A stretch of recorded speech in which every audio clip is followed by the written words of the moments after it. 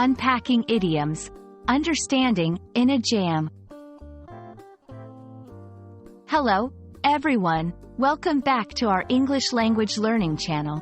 Today, we have a very interesting phrase to unpack. In a jam. Do you know what it means? Don't worry if you don't.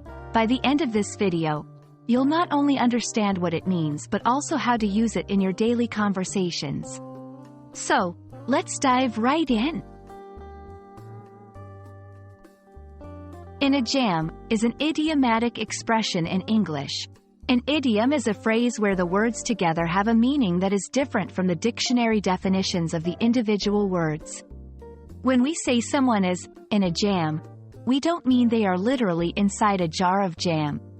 Instead, it means that the person is in a difficult situation or a troublesome circumstance. The origin of in a jam is a bit unclear, but it is widely believed to have originated in the United States in the late 19th or early 20th century. It may have come from the slang use of jam, meaning a difficult or tight situation, similar to being in a tight or squeezed space. Now, let's look at some examples to see how we can use in a jam in sentences. 1. I'm really in a jam at work because I have 3 projects due at the same time. Here, in a jam means being in a difficult situation because of the workload. 2. Can you lend me some money? I'm in a bit of a jam this month with rent. In this case, in a jam refers to a financial trouble. 3. When my car broke down in the middle of the highway, I was really in a jam until help arrived.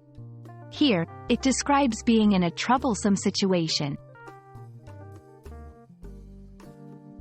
1. In a jam is informal. It's great for everyday conversations, but it might not be the best choice for very formal situations or official documents. 2. Context is key. Make sure the situation is truly troublesome or difficult before using this phrase. 3. You can also say, in a pickle, as it has a very similar meaning to in a jam. And there you have it, a complete breakdown of the phrase, in a jam.